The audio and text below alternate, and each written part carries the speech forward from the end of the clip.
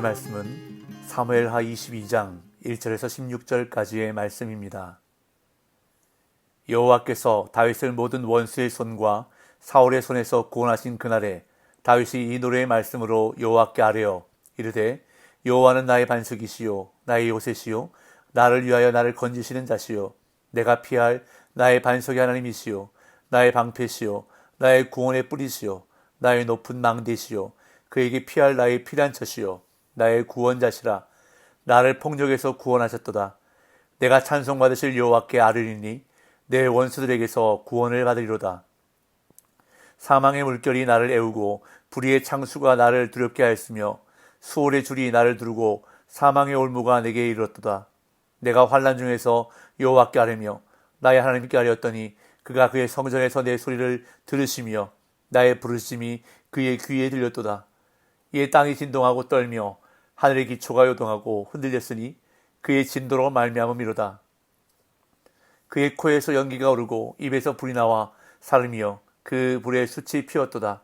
그가 또 하늘을 두리우고 강림하시니 그의 발 아래는 어두캄캄하였도다. 구름을 타고 나르시며 바람 날개 위에 나타나셨도다. 그가 흑암 곧 모인 물과 공중의 빽빽한 구름으로 돌린 장막을 삼으시며 그 앞에 있는 광처럼 말미암아 숯불이 피었도다. 여호와께서 하늘에서 우레소리를 내시며 지전하신 자가 음성을 내시며 화살을 날려 그들을 흩으시며 번개로 무찌르셨도다. 이럴 때에 여호와의 꾸지람과 콧김으로 말미암아 물밑이 드러나고 세상의 기초가 나타났도다. 아멘.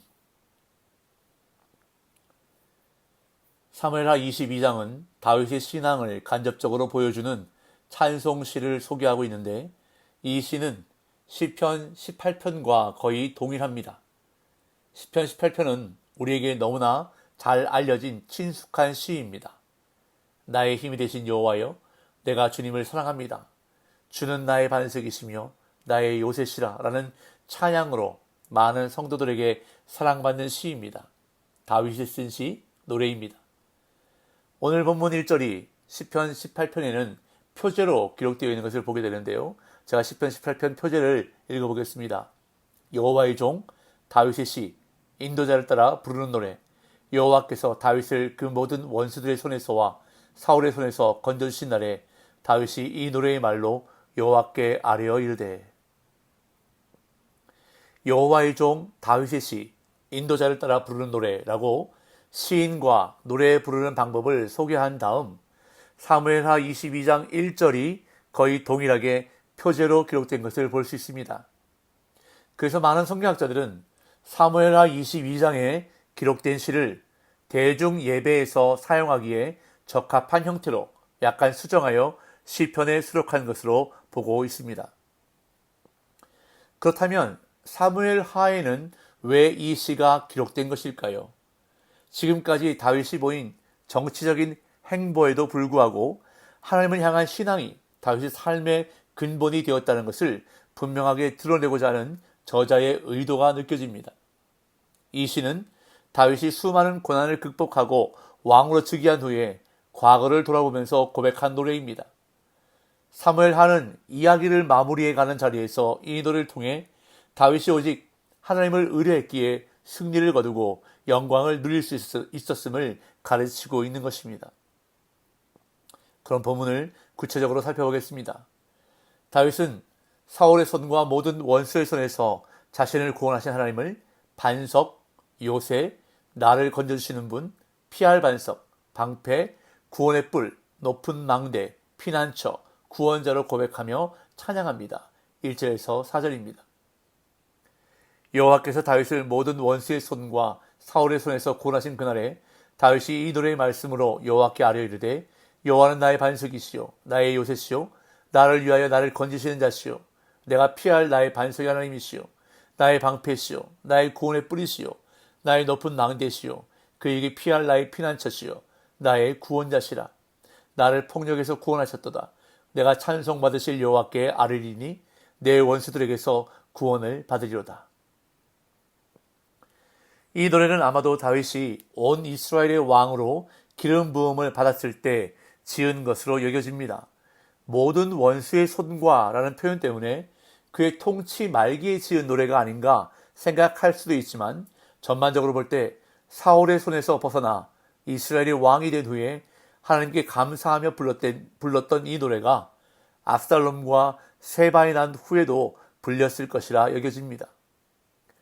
그런 다음 노래가 본격적으로 시작되면서 다윗은 하나님이 어떤 분이신지를 여러 가지 표현으로 묘사하며 고백하는데요. 다윗은 하나님을 가리켜 반석, 요새, 나를 건져주시는 분, 피할 반석, 방패, 구원의 뿔, 높은 망대, 피난처, 구원자라고 고백하며 찬양합니다.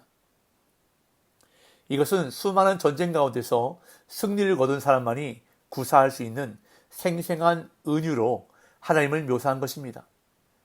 이처럼 다윗의 고백은 그의 삶의 경험에 근거한 진실된 고백이었습니다. 잘 아시다시피 다윗의 생애는 환난과 어려움의 연속이었습니다. 다윗은 끊임없이 죽음의 위협 앞에 서야 했고 이스라엘의 적이었던 블레셋에까지 도망하여 굴욕을 당할 만큼 고통의 시간을 보내야 했습니다. 그렇게 다윗이 과거에 겪었던 환난의 묘사는 모두 죽음과 관련되어 있습니다. 다윗은 죽음의 물결에 휩싸이고 멸망의 급류에 두려워하고 사망의 올무에 걸려 빠져나올 수 없을 것 같았지만 환난 중에 하나님께 부르짖었을 때 하나님이 응답해 주셨다고 고백합니다. 5절에서 7절. 사망의 물결이 나를 애우고 불의의 창수가 나를 두렵게 하였으며 수월의 줄이 나를 두르고 사망의 올무가 내게 이르렀도다. 내가 환난 중에서 여호와께 아뢰며 나의 하나님께 아뢰었더니 그가 그의 성전에서 내 소리를 들으시며 나의 부르심이 그의 귀에 들렸도다. 다윗이 겪은 고통은 결코 가볍지 않았습니다. 다윗의 원수들이 불의의 창수로 그를 괴롭혀 사지로 몰아넣었다고 다윗은 표현합니다. 여기서 창수로 번역된 단어는 와디에 물이 갑자기 불어나서 홍수를 일으킨 모습을 연상시킵니다.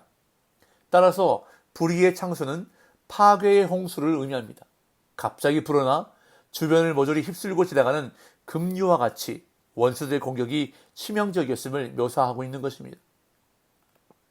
그리고 사망과 수월은 다윗이 대적들로부터 당한 공격과 모함이 얼마나 심각했는지를 짐작하게 하고 또한 줄과 올무에 매인 것과 창수가 자신을 두려움으로 몰았다는 표현은 다윗이 그의 힘으로는 도저히 빠져나올 수 없는 상황에 처했음을 암시합니다. 하지만 다윗은 절망하거나 포기하지 않고 하나님께 구원을 요청했습니다. 하나님께 간구하며 부르짖었더니 하나님께서 그 부르짖음을 들으시고 응답해 주셨다고 고백합니다. 8절에서 11절. 이에 땅이 진동하고 떨며 하늘의 기초가 요동하고 흔들렸으니 그의 진노로 말미암음이로다. 그의 코에서 연기가 오르고 입에서 불이 나와 사름이요 그 불에 숯이 피었도다. 그가 또 하늘을 두리우고 강림하시니 그의 발 아래는 어두캄캄하였도다. 구름을 타고 나르시며 바람 날개 위에 나타나셨도다. 하나님께서 자기의 기도를 들으시고 구원하셨음을 고백한 다윗은 하나님이 자신의 부르짖음에 그 영광과 권능으로 응답하셨다고 노래하는데 그야말로 사용할 수 있는 표현을 다 사용해 하나님을 높이고 있습니다. 다윗의 부르짖음을 들으신 하나님께서 구원자로 강림하시는 모습이 묘사되고 있는데 얼마나 두려운 분이신지를 암시합니다. 땅이 진동하고 떨며 하늘의 기초가 요동하고 흔들렸다는 것은 지진 현상을 묘사한 것입니다. 그리고 그의 코에서 연기가 오르고 입에서 불이 나와 사름이여 그 불에 숯이 피었도다는 화산이 폭발하여 화산재가 분출하고 용암이 흘러내려 화재가 나는 것을 묘사한 것으로 보입니다. 그리고 그가 또 하늘을 두리우고 강림하시니 그의 발 아래는 어두캄캄하였도다. 구름을 타고 나르시며 바람 날개 위에 나타나셨도다는 화산재가 하늘을 뒤덮여 온 세상이 어두워진 가운데 구름과 바람을 타고 임하시는 모습을 묘사합니다.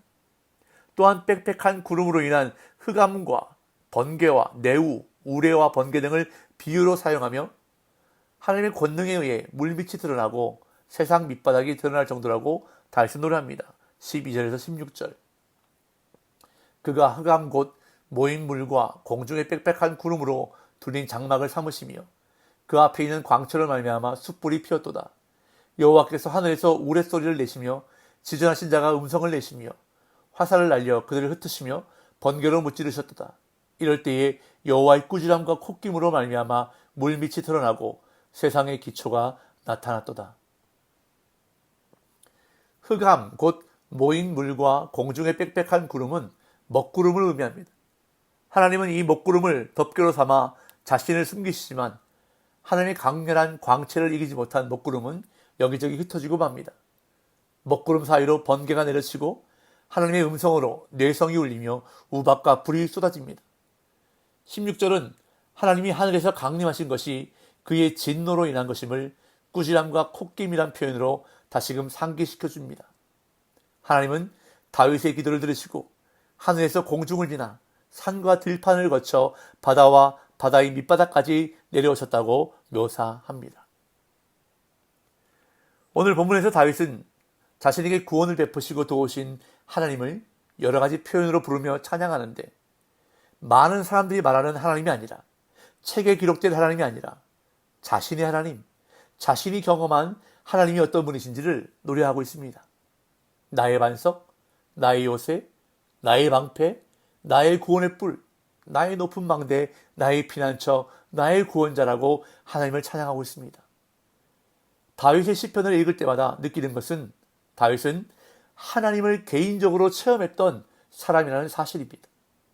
그렇기 때문에 다윗은 하나님에 대해 할 말이 많은 사람이었고, 다윗의 찬양은 언제나 풍성한 것을 볼 수 있습니다. 오늘 저와 여러분들의 찬양도 다윗처럼 풍성해지기를 간절히 소망합니다. 다윗이 고백했던 나의 하나님이 오늘 저와 여러분들의 입술에서도 고백되어지기를 간절히 원합니다. 그러기 위해서는 어려움이나 고난이 있을 때 나의 하나님을 부르며 찾아야 합니다. 오늘 이 하루도 나의 하나님을 체험하고 나의 하나님이 고백되어지는 복된 날 되시기를 예수님의 이름으로 축복합니다.